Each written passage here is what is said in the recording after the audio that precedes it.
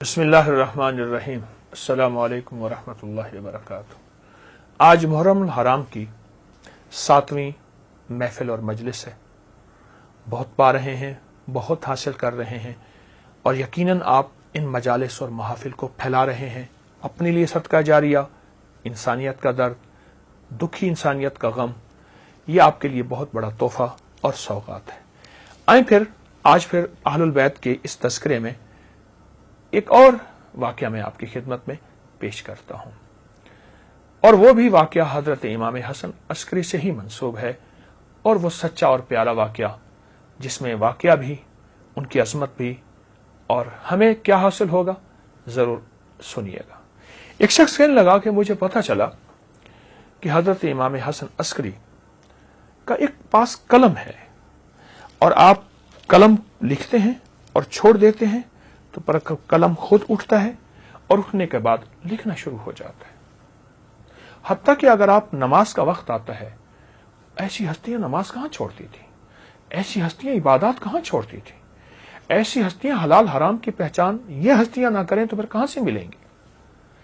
تو کہا میں اس اشتیاق سے ڈوبا، بغداد کے ایک گاؤں میں میری زندگی کے دن رات گزرے سے، وہاں سے نکلا، سفر کرتے کرتے شیخ کی خدمت میں، امام کی خدمت میں حاضر ہوا، سلام عرض کیا۔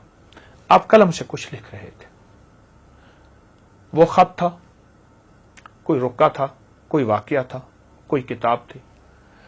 فرمایا اچانک نماز کا وقت ہوا، آپ نے کے غلام نے آ کے فرمایا نماز کے لیے صلاح، فرمایا قلم چھوڑ دیا۔ آپ نماز پہ تشریف لے گئے، قلم خود بخود چلنا شروع ہو گیا۔ میں حیران اس قلم کو دیکھ رہا ہوں، جو چیز میں نے سنی تھی 100% ویسی کی ویسی، 100% وہی کی وہی۔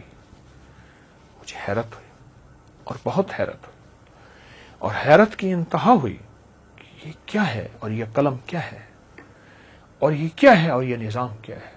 کہا مجھے بہت حیرت ہوئی۔ شیخ بہت دیر تک نماز، پھر نماز کے بعد تسبیحات، تسبیحات کے بعد اذکار، اذکار کے بعد پھر دعا میں مشغول رہے۔ پھر آپ تشریف لائے، آپ آ کے اپنی نشست پر بیٹھے، چمڑے کا ایک دسترخوان، چمڑے کی ایک نشست تھی، اس پہ آپ تشریف فرما ہوئے۔ تو فرمایا آپ کے بیٹھتے ہی قلم خود بخود رک گیا۔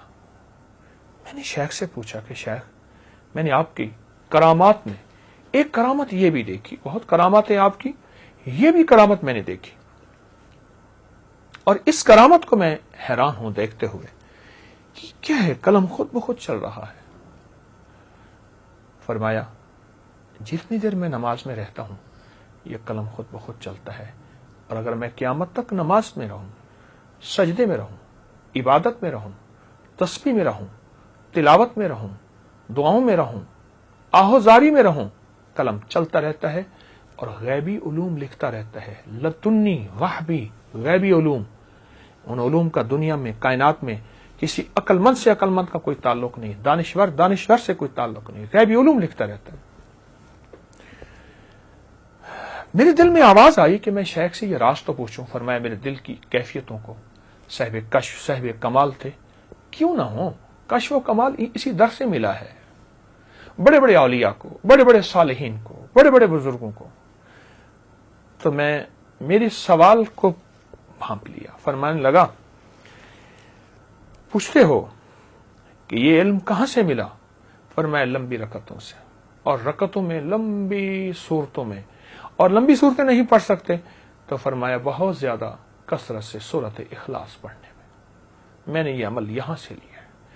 پھر فرمایا جو شخص اپنی نمازوں میں سورۃ اخلاص کثرت سے پڑھتا ہے، یعنی سورۃ فاتحہ کے بعد سورۃ اخلاص کثرت سے پڑھتا ہے، کثرت لفظ کثرت آیا ہے، اس کثرت میں 10 بار، 100 بار، 50 بار، 1000 بار، جتنی زیادہ لفظ کثرت آیا ہے، فرمایا جو اپنی نمازوں میں سورۃ اخلاص کثرت سے پڑھتا ہے، تسخیر خلائق کے لیے یہ عمل بہت طاقتور ہے۔ اب یہاں لفظ سمجھیں، تسخیر خلائق، یعنی اللہ نے جو مخلوق پیدا کی ہے، قلم بھی مخلوق ہے، اس کے اندر سیاہی بھی مخلوق ہے، نہ قلم رکتا ہے نہ سیاہی ختم ہوتی ہے، یہ تسخیر خلائق ہے۔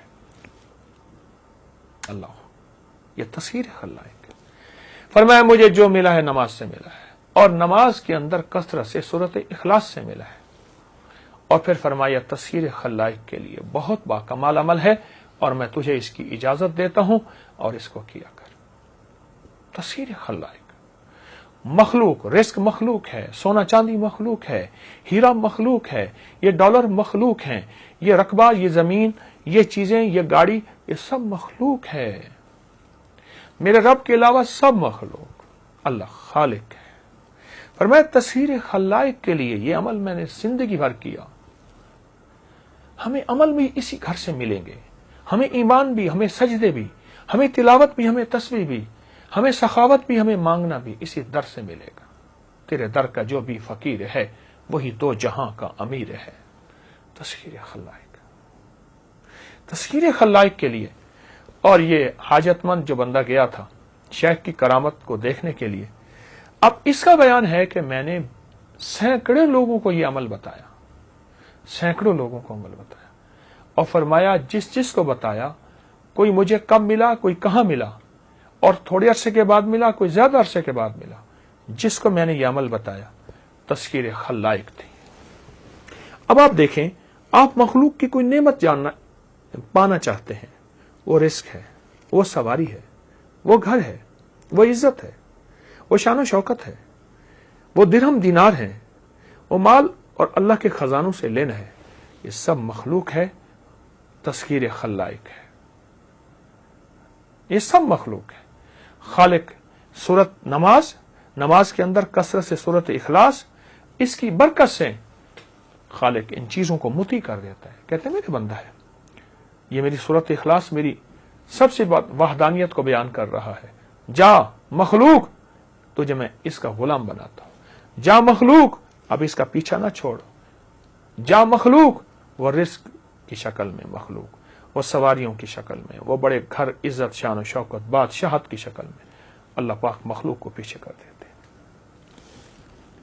کتنا بڑا طاقتور عمل ہے، کتنا عجیب عمل ہے۔ اس کے مقابلے میں یعنی جب تسخیر خلائق ہو جائے، قلم بھی تو مخلوق ہے۔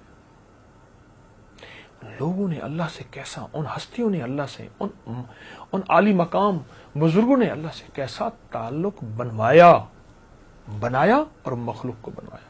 وہ سینے میں راز لے کے چلے جاتے نہیں، اس کو بتایا کہ تو بھی اگر چاہتا ہے اور تسخیر خلائق چاہتا ہے، حالانکہ آپ یہ فرما دیتے یہ عمل کر تیرا بھی کلم چلنا شروع ہوگا، یقیناً ہوتا، کیونکہ اس میں اس ہستی کی، ہمارے اہل البیت بہت بڑی ہستی ہیں، ان کی اجازت بھی شامل تھی، ان ہستیوں کی توجہات شامل تھی، لیکن آپ نے ایک لفظ فرمایا جامع تسخیر خلائق، کہ اگر تم ساری خلائق کی تسخیر چاہتا ہے پھر یہ عمل کر۔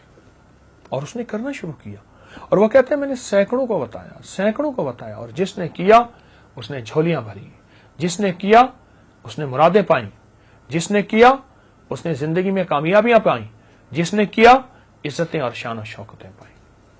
آپ بھی کریں، سورۃ اخلاص اپنی نماز میں، اپنی نفلوں میں، اپنی رکعتوں میں کثرت سے پڑھیں، دھیان سے پڑھیں، پڑھتے جائیں۔ کوئی قبولیت کا لمحہ، کوئی قبولیت کی گھڑی، کوئی قبولیت کا ایسا لمحہ ہوتا ہے جس میں اللہ کریم غیب کے خزانے سے قبول فرما کے تسخیر خلائق کے فیصلے فرما دیتے ہیں۔ اور پھر میں ایک اور بات عرض کروں، تسخیر خلائق جب ملتی ہے اکیلی فرد کو نہیں ملتی، نسلوں کو ملتی ہے، فرد کو نہیں ملتی، نسلوں کو ملتی ہے۔ آپ بھی یہ ان عظیم ہستیوں کا عمل اپنی زندگی میں لے لیں، اس کو اپنی زندگی میں شامل کر لیں، لوگوں کو بتائیں، یہ میری محرم کی جتنی مجالس ہیں لوگوں میں عام کریں، لوگوں میں پھیلائیں، چھوٹی چھوٹی مجالس، کسی کا گھر آباد ہو جائے، کسی کی زندگی آباد ہو جائے، اس کا کام بن جائے، اللہ پہلے آپ کا کام بنائے گا، اس کا مسئلہ حل ہو جائے، اللہ پہلے آپ کا بنائے گا، اس کی زندگی میں خیریں مل جائیں، رب آپ کو اور تمنگری، برکتیں، عزتیں اور انشاءاللہ ناموریاں عطا فرمائیں گے۔ امید ہے آپ ضرور کریں گے، اور یہ محرم الحرام کی مجالس کو سنیں گے بھی صحیح، لوگوں میں پھیلائیں گے بھی صحیح۔ آپ کا صدقہ جاریہ اور انشاءاللہ کامیابی ہے۔ جزاک اللہ۔ السلام علیکم ورحمۃ اللہ۔ اس ویڈیو کو لائک اور شیئر کریں. اب کری YouTube چینل کو ضرور سبسکرائب کریں اور بیل آئیکن پر بھی کلک کرنا نہ بھولیں تاکہ چینل پر آنے والی ہر ویڈیو آپ کو فوراً مل سکے.